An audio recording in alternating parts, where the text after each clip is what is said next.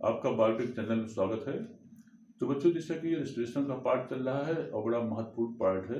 और अब आज पार्ट जो है वो 12 पार्ट है वो, जैसा कि आज जो है वो बड़ा इम्पॉर्टेंट पार्ट है। और चाहे नेट का पेपर हो चाहे बोर्ड का पेपर हो, इससे बेसिक क्वेश्चन जो है वो इससे पूछा जाता रहेगा। तो लेकिन इस वीडियो को स्टार्ट करने के पहले आप चैनल को सब्सक्राइब कर लीजिए, जिससे क्या फ़ायदा होता है कि हर एक वीडियो जो है आपके पास तक पहुंचता रहेगा। और इसको शेयर कर दीजिए, जिससे क्या फ़ायदा होता है कि आपके जो परिचित होंगे उनके पास तक वीडियो जो है बच्चों ये पहुंचता रहेगा। तो अब आती है कि आज जो है अगर एक बात और कि अगर आपको कोई क्वेश्चन क्वेरी करना हो तो आप इस कॉन्टेक्ट पर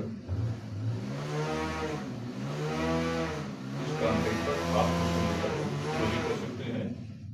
तो बच्चों, इसमें क्या होता है कि जब हम बात करते हैं श्वासोच्छ्वास में वायु की मात्राएं या उसको हम श्वसनीय आयतन कहते हैं, वो श्वसनीय आयतन या श्वासोच्छ्वास में वायु की मात्राएं बात करते हैं।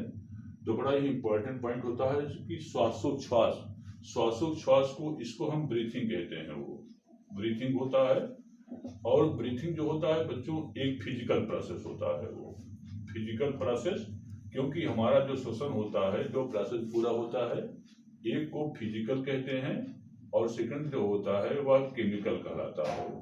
माने दो प्रोसेस होते हैं, एक को हम फिजिकल या भौतिक कहते हैं और सेकंड केमिकल या रासायनिक कहलाता है। तो जो ब्रीथिंग प्रोसेस होता है उसको माने कि वो फिजिकल प्रोसेस होता है वो। और ब्रीथिंग में दो प्रोसेस होता है जो है वो, एक को हम इंस्पायरेशन कहते हैं, इंस्पायरेशन, और सेकंड जो होता है उसको हम एक्सपायरेशन कहते हैं। सेकंड जो होता है उसको हम क्या कहते हैं, इंस्पायरेशन कहते हैं। मैंने दो प्रोसेस होता है, इंस्पायरेशन और एक्सपायरेशन। तो इंस्पायरेशन जो टाइम होता है जब हम सांस को अंदर खींचते हैं, वो जैसे एक बार सांस अंदर खींचा इसको हम इंस्पायरेशन कहते हैं। इसका टाइम 2 सेकंड का होता है।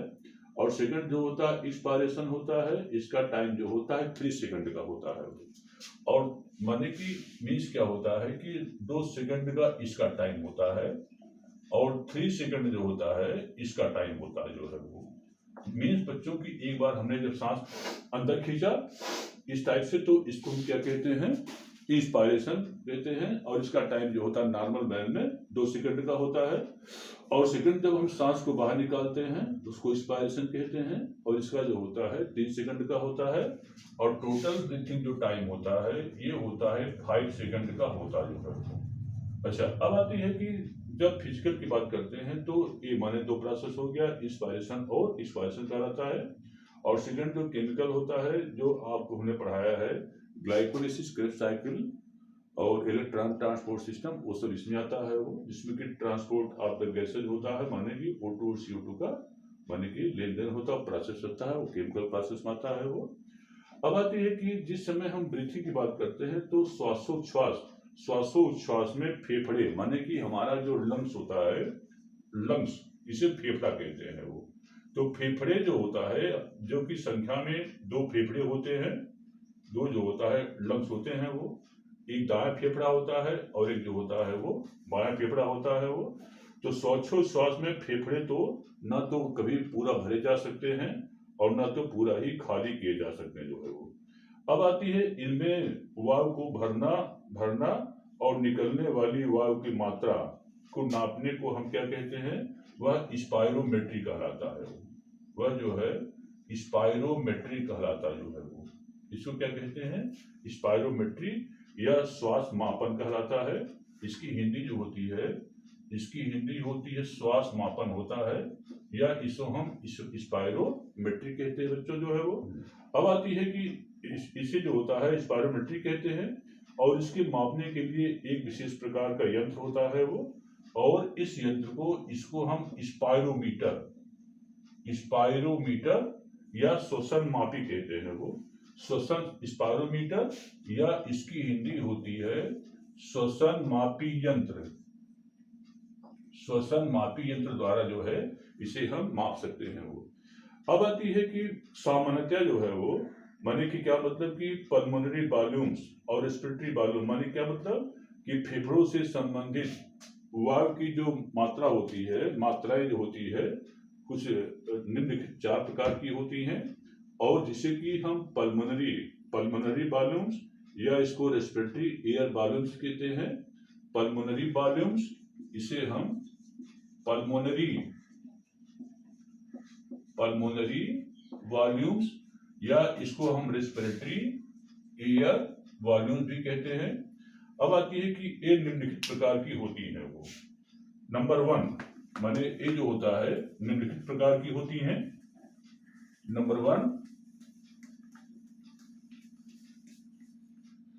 1 होता है टाइडल वॉल्यूम। नंबर 1 कहते हैं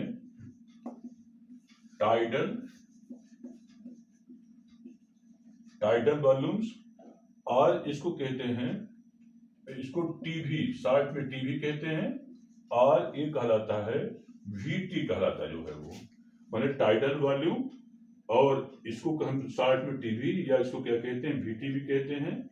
और यह प्रवाही, इसकी हिंदी होती है प्रवाही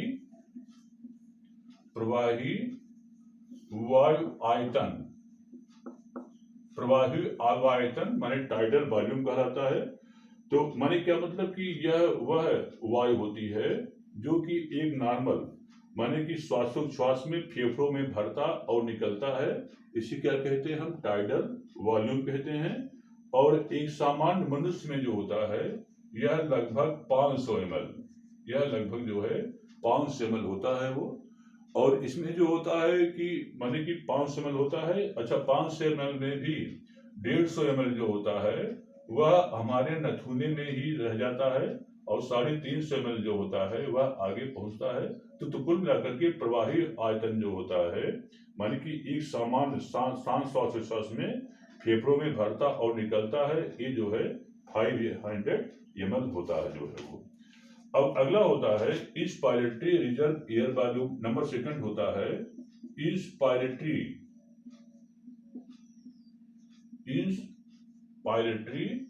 रिजर्व एयर वॉल्यूम,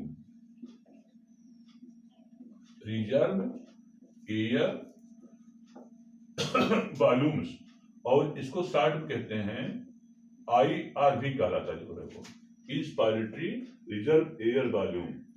अब आती है कि माने कि प्रवाही वायु आयतन माने जो टाइडल एयर वॉल्यूम होता है, तो प्रवाही वायु से अधिक जितनी वायु हम चेष्टा और अभ्यास द्वारा एक बार की सांस में ग्रहण कर सकते हैं, और अंतर श्वास आरक्षित वायु उसे हम जो होता है, माने क्या मतलब कि प्रवाही वायु द्वारा जो है वो हम अधिक चेष्टा द्वारा अभ्यास द्वारा एक बार जितना हम वायु जो होता है फेफड़ों में सांस द्वारा ग्रहण कर सकते हैं, उसे हम क्या कहते हैं, इंस्पायरेटरी रिजर्व वॉल्यूम कहते हैं। और यह सामान्य पुरुष में जो होता है यह 3100 ml होता जो है वो, माने नॉर्मल एक मैन में जो होता है ये लगभग 3100 ml के आस 3100 ml होता जो है वो। अब आती है अगला होता है नंबर 1 हो गया, नंबर 2 अब आता है नंबर 3 बात करते हैं। नंबर 3 कहलाता है, number 3 inspiratory reserve air volume, inspiratory reserve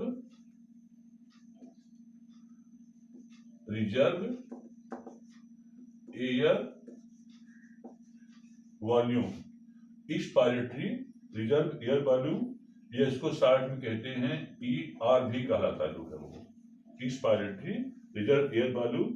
अच्छा, यह जो होता है प्रवाही वायु माने जो टाइडल वॉल्यूम होता है उसको छोड़ करके वायु की वह मात्रा बच्चों होती है जिसे हम अधिकतम चेष्टा द्वारा फेफड़ों से निकाल सकते हैं वो, माने कि जो टाइडल वॉल्यूम होता है उसको छोड़ करके वायु की वह मात्रा होती है जिसे हम अधिकतम चेष्टा द्वारा जो है वो, अधिकतम चेष्टा द्वारा फेफड़ों से हम बाहर निकाल सकते हैं, वह जो होता है इंस्पायरेटरी रिजर्व एयर वॉल्यूम होता है।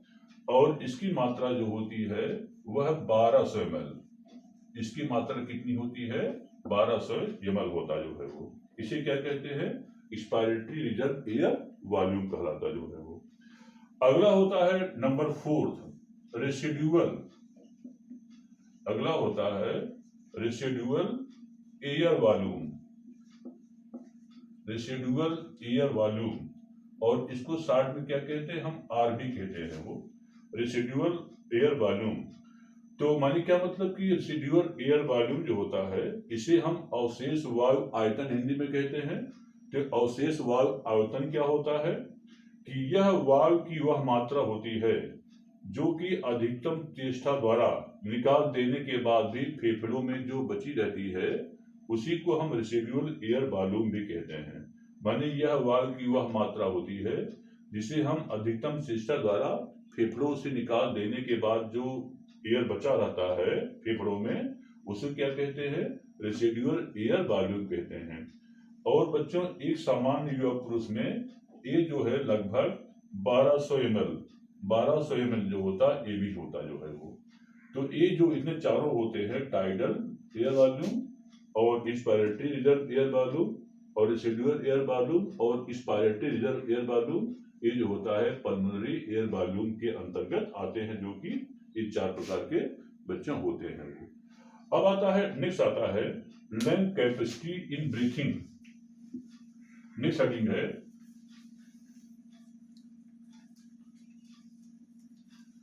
नेक्स्ट हेडिंग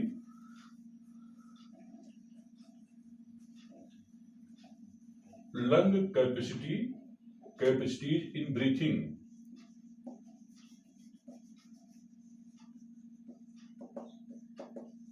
लंग कैपेसिटीज इन